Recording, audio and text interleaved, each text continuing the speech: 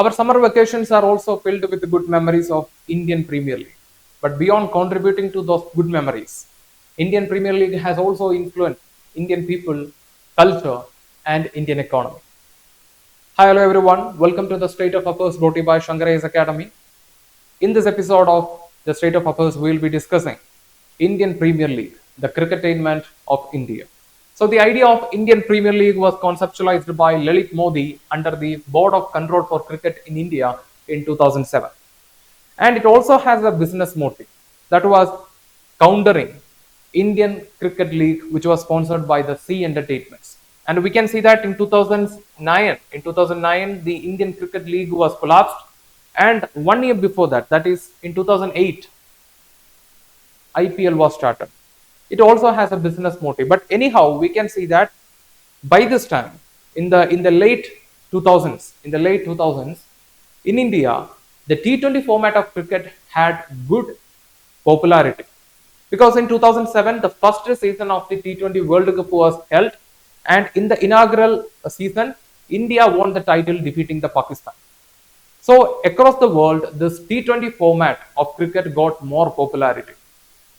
And in 2008, the first season of the Indian Premier League was held, including 8 teams, and the title was won by Rajasthan Royals, led by captain Shane Warne, the Australian player. And we can see that it also has an influence on economy and culture. So we'll be discussing in the upcoming slides, we'll be discussing how this IPL is working as a business model, how taxation is working, on IPL. So these are the things we will be discussing in the upcoming slide. But before that, we can see that it has a cultural impact, because each team or franchise in the IPL is representing a particular city. A particular city is representing a particular state. For example, CSK is representing Chennai. Chennai is representing Tamil Nadu, right? It is representing the Tamil culture, everything. So this IPL has an influence on the culture of the Indian population. And we can see that media rights deal is one of the major businesses happening in the under the banner of IPL. And we can see that many celebrities, particularly celebrities from the cine field, they are representing different teams. For example, the KKR is represented by SRK, Shah Rukh Khan. So Mr. Shah Rukh Khan is representing the KKR, and many Shah Rukh Khan fans from different parts of India became fans of KKR. So this is another way in which the teams are getting more popular, and it is acting as a global platform for nurturing many international as well as national players. For example, players like Jasprit Bumrah and Hardik Pandya got more support through the IPL. And talking about the milestones or achievements, so we can see that the Indian Premier League was started in 2008 with 8 teams, but now we have 10 teams. Gujarat Titans and the Lucknow Super Giants are the 2 new teams in the IPL. And IPL also experimented many innovations. For example, the introduction of strategic timeouts. So the strategic timeouts, 2 minutes of break, will be utilized by the teams for reframing their strategy. And review system, introduction of review system for wides and no ball. And the next is impact player rule. So we can see that using this impact player rule, the team can bring more impactful player into the playing 11 from the substitutes. For example, sometimes if the score is very high, the team has to if there is a circumstance that one team has to chase a score beyond 200, in that case they need a skipper, so they will replace a bowler with a skipper. Or if sometimes they have to defend a small score, in that case they will bring one more bowler replacing a batter or an all-rounder. So this is how the impact player rule is utilized by the teams to in the match. And we can see that inspired global T20 leagues. So we can see that the IPL was inspired from many leagues. For example, it was inspired from the model was inspired from the English Premier League, NBA, and we established IPL. And now the IPL has influenced many T20 leagues in the world. For example, Big Bash League in Australia, like that. And in 2023, we launched the first Women's Premier League. And these are the current IPL teams as of 2026. We have CSK, Delhi Capitals, Gujarat Titans, Lucknow Super Giants, Kolkata Knight Riders, Mumbai Indians, Punjab Kings, Rajasthan Royals, Royal Challengers Bangalore, and Sunrisers Hyderabad. And IPL as a business model. So we can see that millions of amount is transacted under the banner of IPL. How IPL is acting as a business model, how it is acting as a platform of business. So we can see that if you want to bring a team into the Indian Premier League, then we have to register with the BCCI, that is the Board of Control for Cricket in India. So they are controlling or they are managing this Indian Premier League. And the major source of revenue in the IPL is nothing but the media rights and the sponsorship. So we can see that in 2022, a media deals worth of 48,000 crore was signed. For example, we cannot stream this IPL in every channel, right? The media has to get the right. For example, Geo Hotstar, they have to get the right to stream this IPL.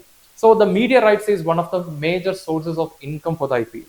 And the next is league sponsorship. So many companies will come to sponsor the IPL. They will contribute a particular amount in the sense crores, and they will be this year the major sponsor of the IPL is Tata, and we can see that there are many other sponsors like Aditya Groups are there, Reliance Corporation is there. So like that, many corporations or multinational national companies will come to sponsor this IPL. So this is how the IPL is working as a business model, and how the BCCI will be utilizing this fund.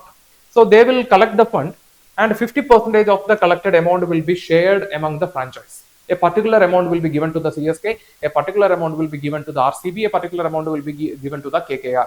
So this amount will help the team to survive financially if they are facing any shock. And the next is sponsorship and advertisement. Yes, like I mentioned, there will be sponsors. So for example, once upon a time, Aircel, they sponsored CSK. So like that, for every franchise, there will be a particular sponsor. And we can see advertisement or names of different companies in the jersey or in the caps of the different teams, right? So that to place the name of the industry or the name of the company on the jersey, they have to pay the amount to the franchise. So this is how the franchise is getting money. And the match day revenue, another source of revenue. So during the match day, we will be selling merchandise, food, and also ticket. So this is another source of revenue for the IPL.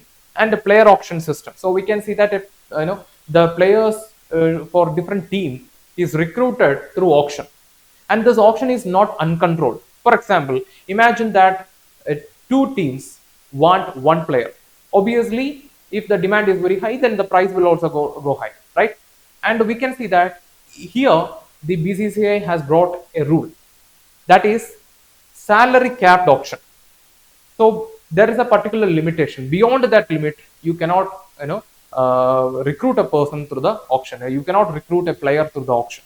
And we can see that this year, Cameron Green, right? He is playing for 24 crore. And so this is how we are recruiting the players for different teams. And we can see that there is a limit. Beyond that limit, no team can go and purchase a player. So this will ensure competition and at the same time cost control and balance in the Indian Premier League. And overall model. So we can see that the IPL is working as a business model, combining this sponsorship and media rights, in simple words. And IPL taxation framework. So how the taxation or how the regulation is working in the IPL. So we can see that the BCCI. So the BCCI is registered as a charitable entity under the Section 12A of the Income Tax Act of 1961. So it is registered as a charitable entity. Why it was registered as a charitable entity? Because it will get tax exemption. But this status of the BCCI is still a matter of debate. And we can see that the next GST on the tickets. So the goods and service tax is collected from the IPL ticket. And as of 2025, we can see that the GST on the IPL tickets got increased by 40%, making it one of the most costly entertainments in the entire world itself. And TDS on players earning. So tax deduction at source. So we can see that the players are recruited through auction, right? And if they are performing very good, next year their salary, that means their auction amount will be higher, right? So there is a need for controlling it. For example, here for Indian players and for the overseas players, we have different frameworks. For example, for the Indian players, the tax deduction TDS is 10%, and for the overseas players, it is 20%. For example, a player is earning 10 crore, then after deducting the tax, he will be getting only 8 crore. So this is how the Indian Premier League is working as the cricketainment of India. So we'll come back in another episode with another interesting topic. Thanks for watching. Don't forget to subscribe and like and share this content with your friends. And if you have any queries or if you have any suggestions, let us know in the comment section.